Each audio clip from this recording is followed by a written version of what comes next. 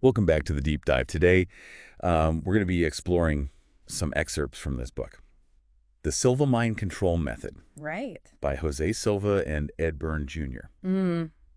Seems like there's always buzz around this method, so we Yeah. thought it's time for a deep dive. We specifically focused on chapters 7, 8, 9, Okay. 19, and 20. Oh, and I should mention, it's narrated by this voice. Uh-huh. We're not sure who it is. Adds a bit of mystery. It definitely piques the curiosity. Right. So we're diving into psychotherapy, personal growth, all that good stuff. Uh-huh. And I have to tell you, some of the things we found in here are pretty wild. Okay. We're talking about dream control to solve problems, even Um, psychic diagnoses. It's really making me rethink what we think we know about the mind's potential. I think that's what's so intriguing about the Silva method. It really challenges those conventional boundaries. Absolutely. And your expertise in expert speakers' area of expertise relevant to psychology, self-help, mindfulness, etc. is going to be so helpful as we unpack all of this. Well, I'm definitely fascinated to see what we uncover together. Okay. So the book jumps right in Hmm. with these case studies from a psychiatrist, Okay. Dr. McKenzie, who actually integrated the Silva method into his practice.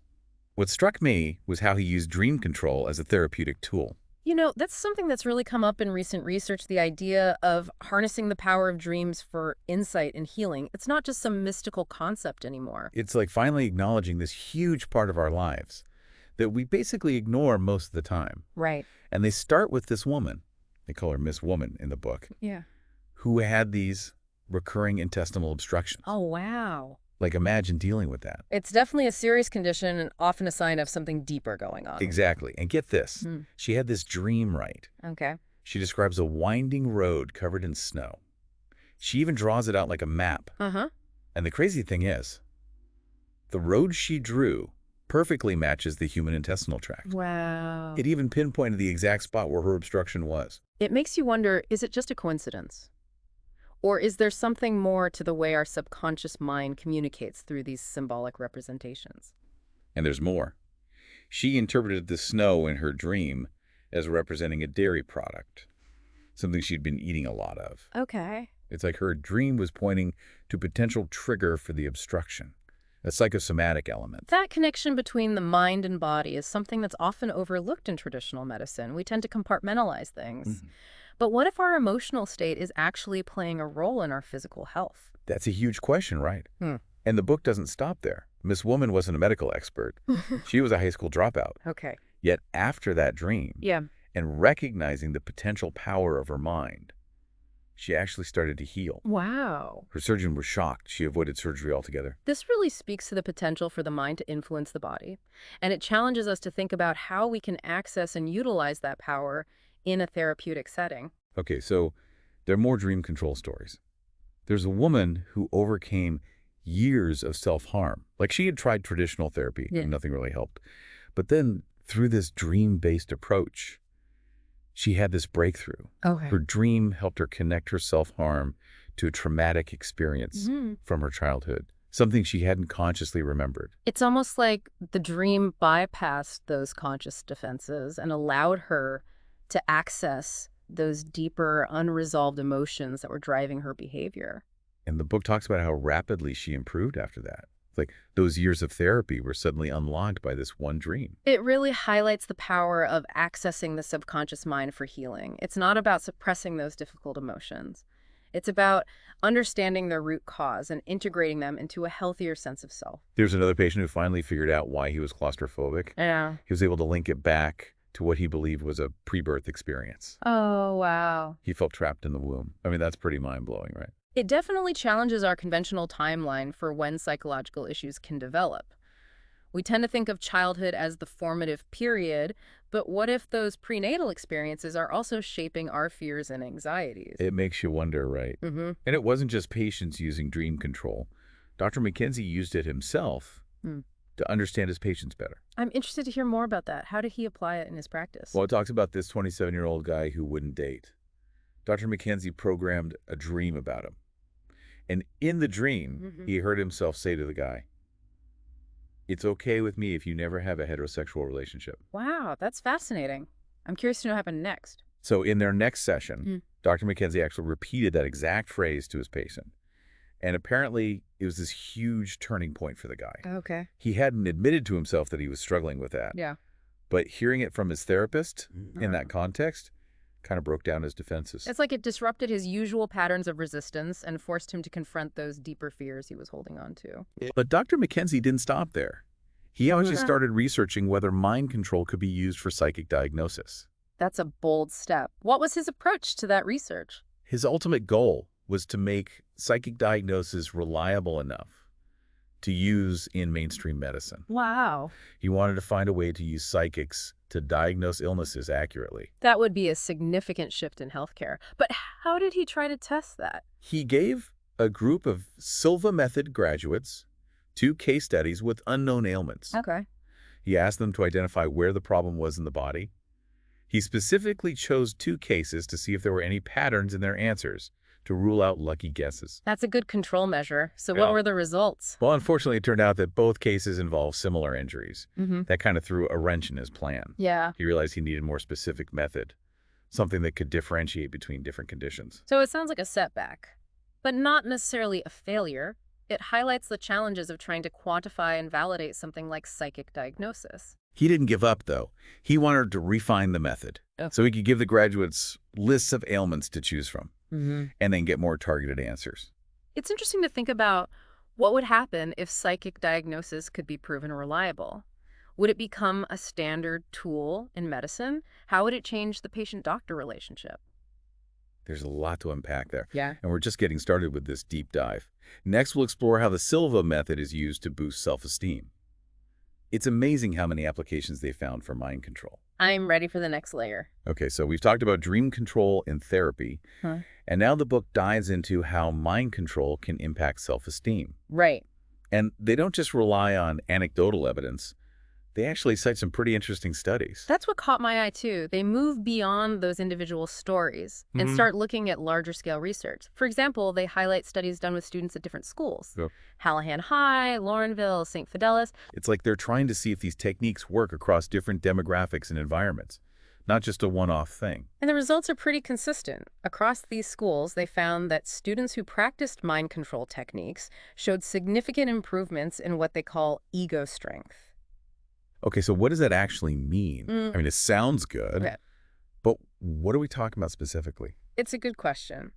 Ego strength, in this context, refers to a sense of inner resilience, self-assurance, and the ability to cope with stress and challenges. They actually use the high school personality questionnaire to measure these changes. So it's not just subjective impressions, there's actual data to back it up. So it's like they're measuring tangible changes in how these students see themselves and interact with the world. Exactly. And what's even more impressive is that these changes weren't temporary. Even 4 months after the mind control course, Wow. the students were still showing these improvements in self-image and composure. That's huge.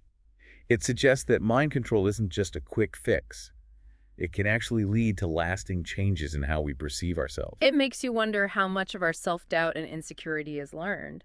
And if it's learned, can we unlearn it? Can we use techniques like mind control to rewire those negative thought patterns and cultivate a more positive self-image? It's a pretty empowering idea. Yeah. And they don't stop with the students. They also talk about how mind control impacted the teachers in these schools. They observe that teachers who went through mind control training became more patient and effective educators. It's almost like it helped them tap into a greater sense of empathy and understanding towards their students. There's this great story about a grade school teacher in Buffalo. She used mind control to help her students actually experience history, not just read about it in a textbook. It's interesting how she used those visualization techniques to make learning more engaging and immersive. It speaks to the creative potential of mind control. It's not just about self-improvement. It can also be applied to enhance learning and teaching methods. It's like opening up a whole new toolbox for educators. And then there's this study from the University of Scranton. They compared students who chose to take a mind control course with those who didn't. What they found was fascinating. Even before the course started, the students who had opted in were already showing greater emotional stability, self-assurance, and openness to experience. So it's like they were already predisposed to these qualities, but then after the course, those differences were even more pronounced. It suggests that mind control might not just create these qualities out of thin air, but rather amplifies existing tendencies. It's an interesting perspective. It raises the question, are certain people naturally drawn to these types of techniques? And if so, what does that tell us about their personalities and their desire for personal growth? So many questions. Okay, so the book doesn't shy away from the tough stuff. They actually delve into using mind control to tackle addiction. Yeah. I mean, that's a huge challenge, And right? it's one of the most complex and challenging issues we face. And it's definitely not something that can be solved overnight. They share the experiences of Paul Grios, who used the Silva method with drug addicts. He had some successes, but also some setbacks, which honestly seems realistic. What he learned is that addiction requires a different approach compared to other uses of mind control. He emphasizes the need for extended reinforcement and support for addicts. It's not just a matter of attending a workshop and expecting everything to change instantly.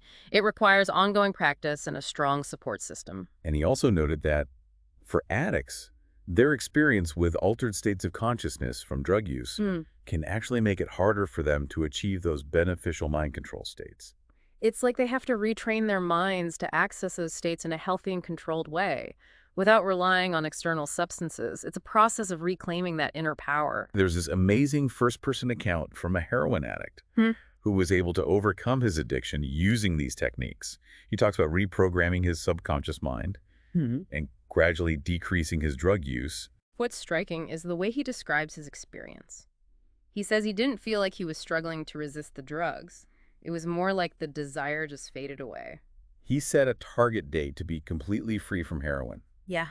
and he actually achieved it. Wow. He talks about feeling this genuine freedom from the addiction, like it wasn't a constant battle anymore. This case really highlights the potential for mind control to address not just the behavioral aspect of addiction, but also the underlying psychological and emotional drivers. It's not just about willpower. It's about transforming the way we relate to those cravings and compulsions. The book doesn't just focus on drug addiction, though. They also explore mind control and alcoholism.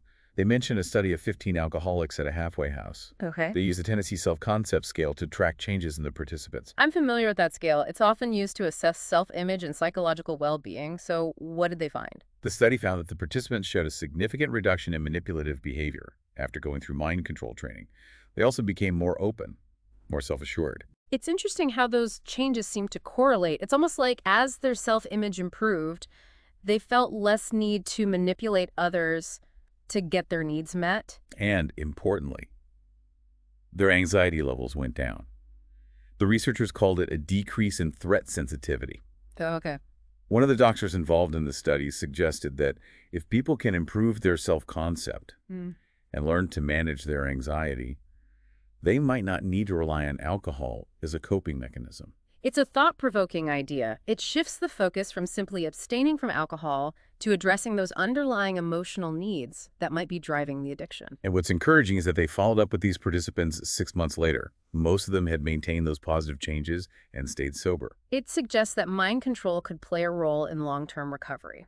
Not just a quick fix. It's about building new habits and creating a more resilient mindset. The book also touches on how mind control is being used in social work. There's this guy, Larry Kildor, who implemented it with welfare recipients in Ottawa County, Michigan. They used that Tennessee Self-Concept Scale, again, to track changes. I'm curious to see how it played out in that context.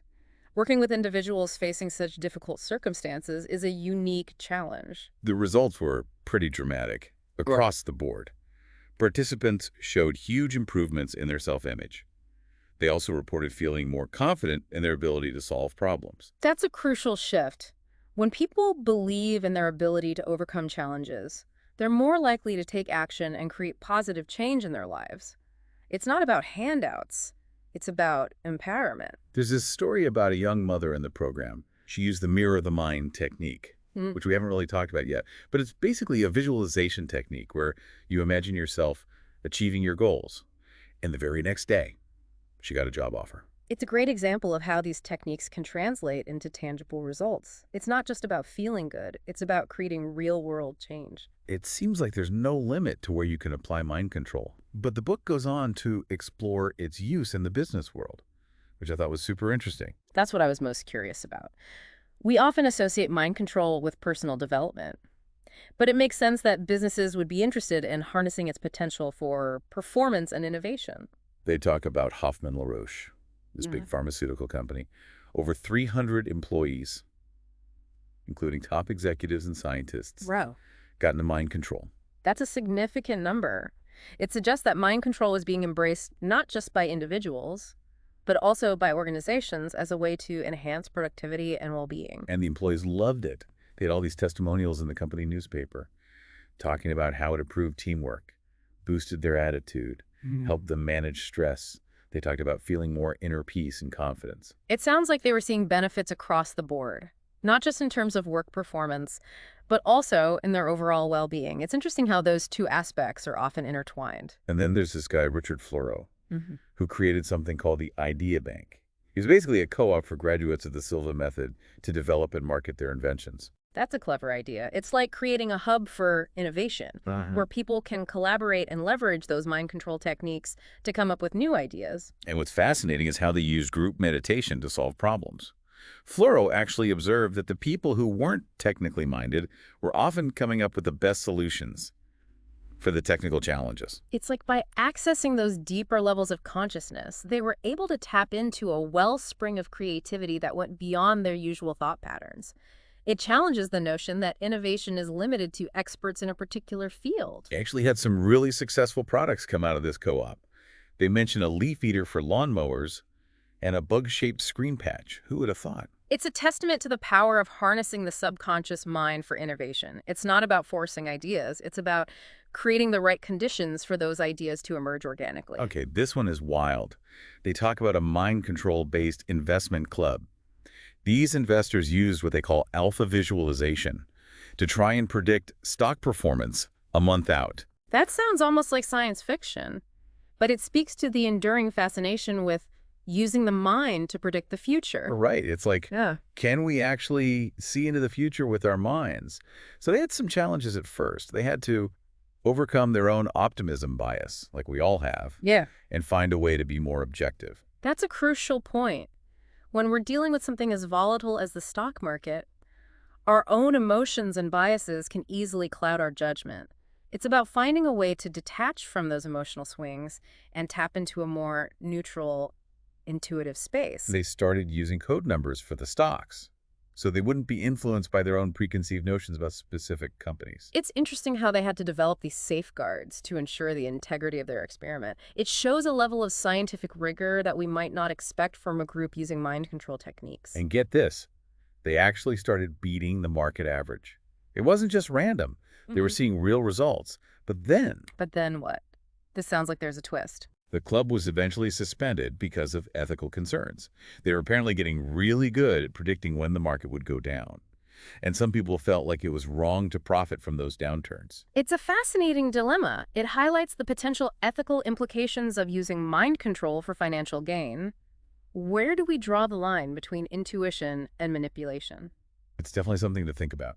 The book touches on a few other interesting examples in the business world, too. They talk about salesmen who use mind control to achieve their sales goals and people who use it to land new jobs. It makes sense that these techniques would be applied in those areas. Sales and job hunting often involve a degree of persuasion and self-confidence, which are areas that mind control techniques claim to enhance. Yeah, and then there's this story about a locksmith who used mind control to open safes. He would basically psychically witness the owner entering the combination. And then replicate it himself. I mean, how crazy is that? It's certainly one of the more dramatic examples in the book. It raises questions about the limits of perception and the potential for the mind to access information that seems inaccessible through conventional means.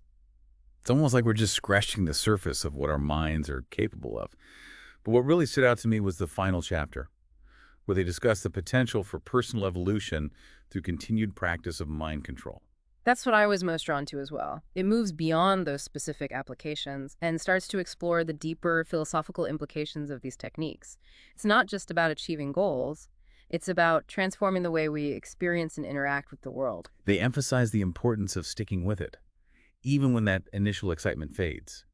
It's about making these techniques a part of your life, not just a one-time thing. They even share José Silva's definition of mastery, which is converting problems into projects and then successfully managing those projects. So it's not about avoiding challenges. It's about reframing them as opportunities for growth. It's about developing that inner resilience and resourcefulness to tackle whatever life throws at you. And they suggest that there's an even deeper level of mastery, recognizing our inherent powers and understanding their constructive potential. It's about moving beyond using these techniques for specific outcomes and embracing the transformative potential of the mind itself. They offer some pretty compelling examples of this. There's the graduate who used the mental screen technique to find a lost roll of film. Oh, okay. He visualized finding the film, but then realized he never actually had a second roll to begin with. It's an interesting twist. It suggests that the mind isn't just a tool for achieving external goals, but also a source of inner knowing and guidance. It challenges us to trust our intuition and to question our assumptions about what's possible. And then there's the story about the graduate whose daughter's cat allergy disappeared. After a week of visualization on the mental screen, it makes you wonder what other seemingly impossible things might be achievable through focused mental effort. It challenges our conventional understanding of healing and the power of the mind to influence the body. It opens up a realm of possibilities that we're only beginning to explore.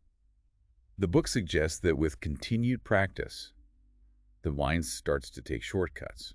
You start to receive important information without even consciously trying.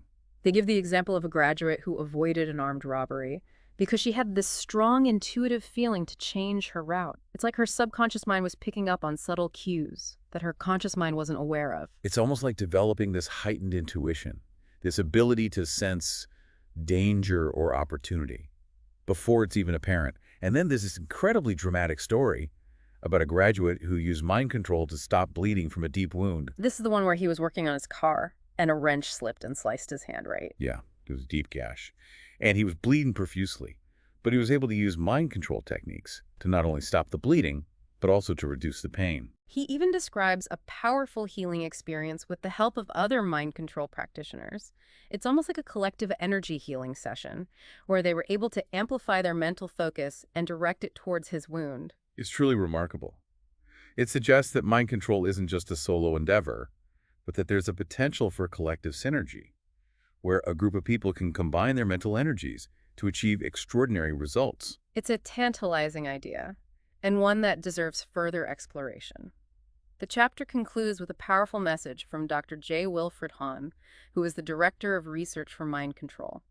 He suggests that every graduate becomes their own research director, using the mind as the ultimate research tool. It's a call to embrace our own potential for exploration and discovery, to go beyond the prescribed techniques, and to use our minds to investigate the mysteries of consciousness and human potential. It's about reclaiming that innate power within each of us. It's a beautiful way to wrap up this deep dive into the Silva method. It's not just a set of techniques, it's a journey of self-discovery and transformation. Wow, we've covered a lot in this deep dive into the Silva Mind Control Method, from dream-powered therapy to psychic diagnoses, boosting self-esteem, overcoming addiction, even using mind control in the business world. It seems like the potential applications are endless. It's been quite a journey, and those case studies really stick with you. The woman who healed her intestinal obstruction, the heroin addict who broke free from his addiction, the graduate who stopped the bleeding from that deep wound. It makes you wonder what's truly possible when we tap into the power of the mind. It really does. And it's not just about achieving these extraordinary feats. What resonated with me was the idea that mind control can be a tool for personal growth and evolution. Yeah. It's about cultivating a mindset of self-mastery and recognizing our inherent power to shape our reality. Hey, absolutely. The book emphasizes that it's not a quick fix. It requires ongoing practice and dedication to cultivate that mental discipline and awareness. It's like building a mental muscle. The more you use it, the stronger it becomes. And the benefits seem to extend far beyond just achieving specific goals. Exactly. It's about transforming the way we experience life, the way we relate to ourselves, and the world around us. It's about developing that inner resilience and resourcefulness to navigate whatever challenges come our way. So as we wrap up this deep dive, I'm curious, what stands out to you, the listener?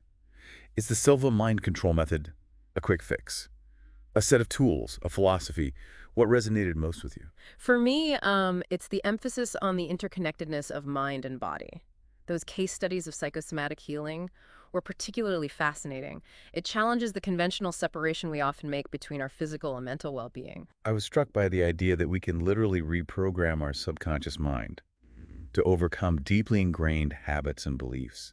It's empowering to think that we're not just stuck with our current patterns of thinking and behaving. And that even seemingly impossible things can become possible. When we tap into the power of belief and expectation, it challenges us to expand our understanding of what's possible and to embrace the unknown with a sense of curiosity and possibility. It's a message that resonates with me deeply. But here's a final thought-provoking question for you to consider.